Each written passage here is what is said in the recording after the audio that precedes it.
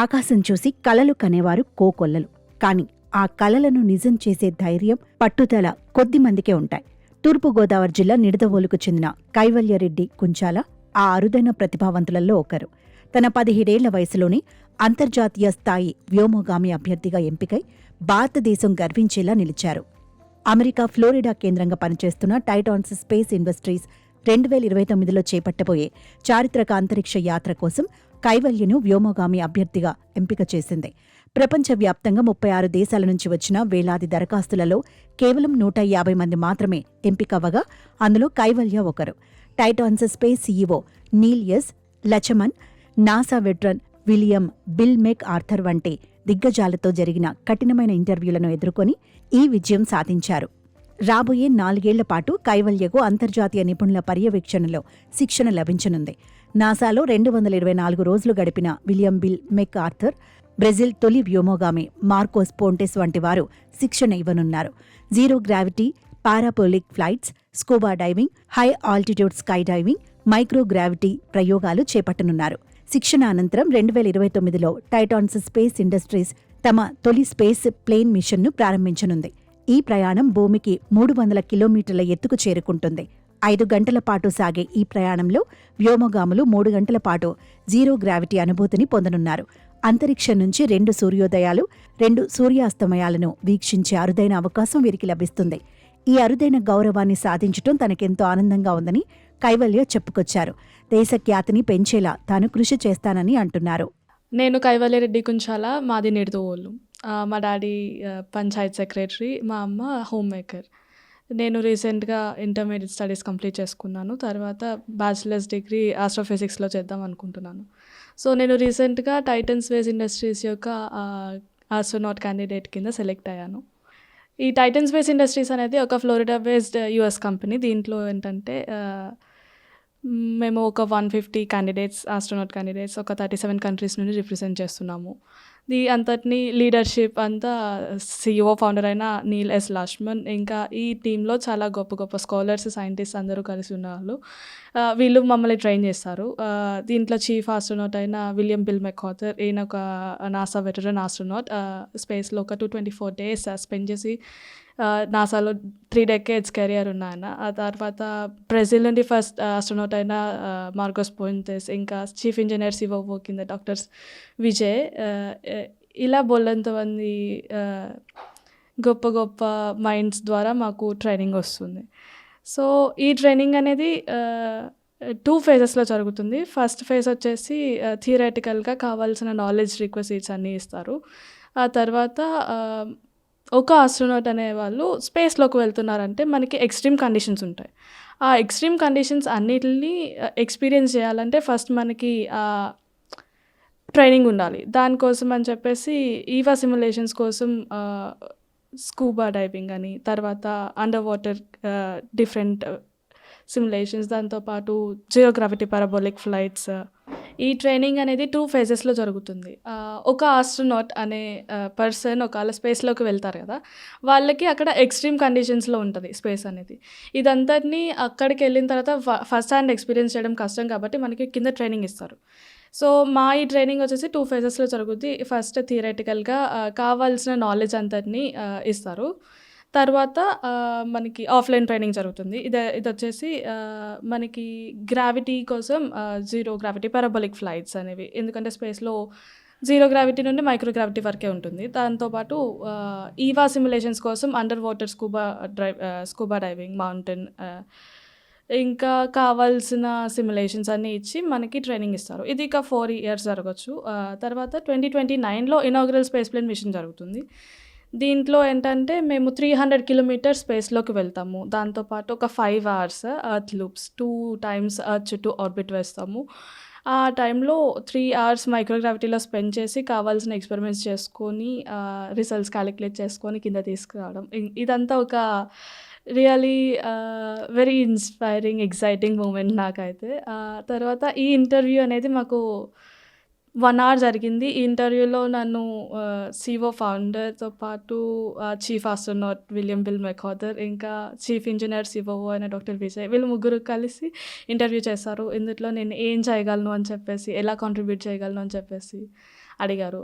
అయితే ఈ ఇంటర్వ్యూ అయిన తర్వాత like when I got in this acceptance letter వచ్చినప్పుడు ఐ ఫెల్ట్ రియల్లీ హ్యాపీ. ప్రస్తుతానికి నేనైతే దీనికి కావాల్సిన రీసెర్చ్ ఎలిమెంట్స్‌ని డెవలప్ చేసుకుంటున్నాను. దాని తర్వాత ఈ ఫీల్డ్‌లో ఎదగాలనుకుంటున్నాను. ఈ Titan astronaut candidate training program complete చేసుకొని కెరియర్ ఆస్ట్రోనాట్ కింద ఎదిగి ఇండియాకి ఏదో ఒక రోజు ఆస్ట్రోఫిజిక్స్‌లో ఒక రీసెర్చ్ సైంటిస్ట్ కింద నోబెల్ ప్రైజ్ తీసుకురావాలనుకుంటున్నాను. ఇదే నా గోల్, ఇంకా డ్రీమ్ కూడా.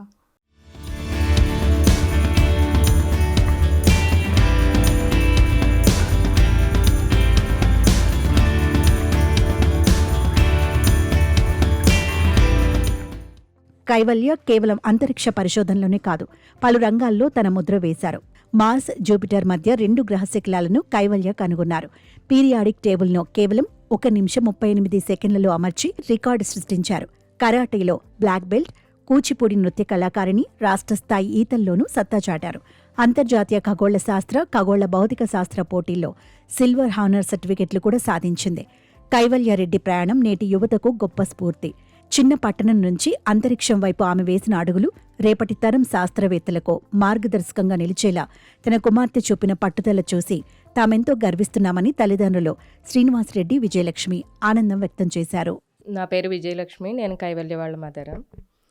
కైవల్య చిన్నప్పటి నుంచి కూడా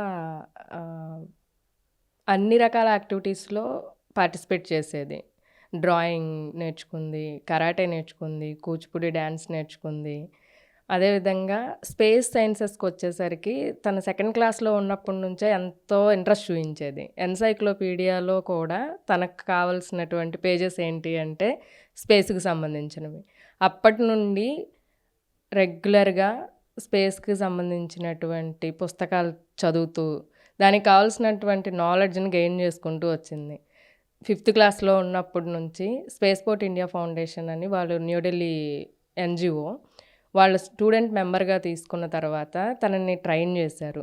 అప్పుడు తనకి 12 ఇయర్స్ ఉన్నప్పుడే ఆస్ట్రాయిడ్ని డిస్కవర్ చేసింది. తను 10th క్లాస్లో ఉన్నప్పుడు ఇంకొక ఆస్ట్రాయిడ్ని డిస్కవర్ చేసింది. ఆ తర్వాత ఇస్రో వాళ్ళు కండక్ట్ చేసేటువంటి కాంపిటీషన్స్లో ప్రతి సంవత్సరం తన 6th క్లాస్ నుండి 10th క్లాస్ వరకు కూడా ప్రైజెస్ తెచ్చుకుంది.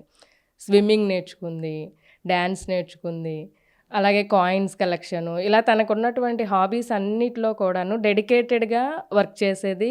దానికి ఫలితాలు వచ్చేంత వరకు ప్రయత్నాన్ని ఆపేది కాదు. ఈరోజు Titan space industries private limited వాళ్ళ ఆస్ట్రోనాట్ క్యాండిడేట్గా ఎంపిక అవడం అనేది మాకు చాలా ఆనందంగా ఉంది. ఎందుకంటే ఆస్ట్రోనాట్ అనే ఒక గోల్ని రీచ్ అవ్వడం అనేది వాళ్ళ లైఫ్లో అత్యుత్తమంగా భావించేటువంటి వాళ్ళది కెరియర్లోనే ద బెస్ట్ అచీవ్మెంట్.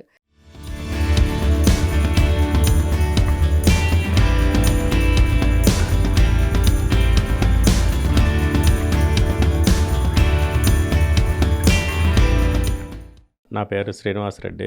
నేను పంచాయతీలో ఎగ్జిక్యూటివ్ ఆఫీసర్గా పనిచేస్తున్నాను. మా అమ్మాయి కైవల్యారెడ్డి టైటాన్ స్పేస్ ఇండస్ట్రీస్కి ఆస్ట్రోనాట్ క్యాండిడేట్గా ఎంపిక కావడం అనేది చాలా ఆనందదాయకం. ముందుగా ఈ సందర్భంగా మా అమ్మాయికి శుభాకాంక్షలు, కంగ్రాచులేషన్స్.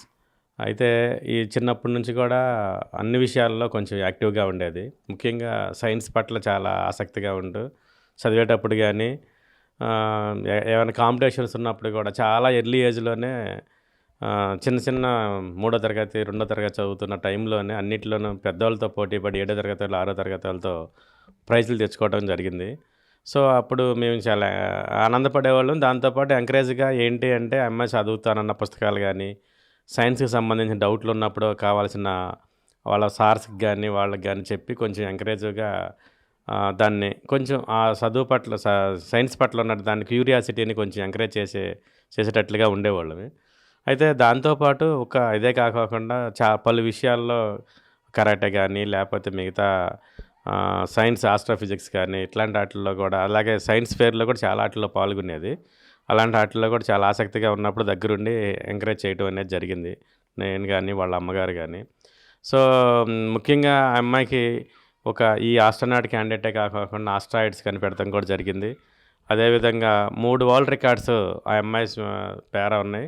అవి కూడా ఏంటంటే మూలకాలని మన 118 మూలకాలని ఎక్కడ వెళ్ళబడితే అలా ఉంటే ఒక ఆర్డర్లు అరేంజ్ చేయటం ఒకటి, దాన్ని తక్కువ టైంలో 1.35 సెకండ్స్లో చేయగలిగింది. ముఖ్యంగా పెయింట్ కూడా పలు రకాలుగా పెయింట్ వేయగలిగిద్ది. ఇలా పెయింట్స్ వేయటం కానీ, వీటితో పాటు ఈ సైన్స్ని ముఖ్యంగా వాళ్ళ దానికి ఉన్న ఆసక్తి కొద్దీ వాళ్ళ గురువుగారిని ముఖ్యంగా space port foundation of India New Delhi వారితో ఉన్నటువంటి సఖ్యత పెరిగిన కాడ నుంచి వీటి పట్ల ఆసక్తి పెంచుకొని పలు విషయాల్లో ఈ దీంట్లో ఇది చేయటం జరిగింది. 10వ తరగతి కైవల్యకి 10వ తరగతి అయిపోయిన వెంటనే ఐఏఎస్పికి సెలెక్ట్ అయ్యింది. అది బహుశా ప్రపంచంలోనే అతి చిన్న వయస్కురాలు. ఈ భారతదేశం నుంచి ఈ యొక్క కార్యక్రమానికి, ఈ ఐఏఎస్పి ప్రోగ్రాంకి వెళ్ళినటువంటి నాసా అఫిలియేషన్తో జరిగే ఈ కార్యక్రమానికి ఆ అమ్మాయి మైనర్ అవడంతో నేను కూడా కైవల్యతో పాటు అమెరికా వెళ్ళటం జరిగింది. ఈ ప్రోగ్రామ్ని చేసినటువంటి అతి పిన్న వయస్కురాలు కైవల్యే అని చెప్పేసి తెలుసు. సో ఇదే కాదు, ఇంకా ఆస్ట్రోఫిజిక్స్ వాటిల్లో కూడా జపాన్ వాళ్ళు నిర్వహించినటువంటి ఆ పోటీల్లో కూడా ఎప్పుడు సిల్వర్ ఆనర్ 2 times సంపాదించింది. ముఖ్యంగా ఈ అమ్మాయి కూడా భవిష్యత్తులో మంచి ఆస్ట్రోనాట్ అయ్యి భారతదేశానికి, అదేవిధంగా మన ఆంధ్ర రాష్ట్రానికి, మన జిల్లాకు కూడా మంచి పేరు తీసుకురావాలని కోరుకుంటూ ఈ అవకాశాన్ని ఇచ్చినందుకు మన మీడియా మిత్రులకి, అదేవిధంగా ప్రోత్సహిస్తున్నందుకు మిత్రులకి, మిగతా వాళ్ళందరికీ కూడా, మీడియా వాళ్ళకి, ప్రభుత్వానికి అందరికి కూడా ధన్యవాదాలు. Thank you.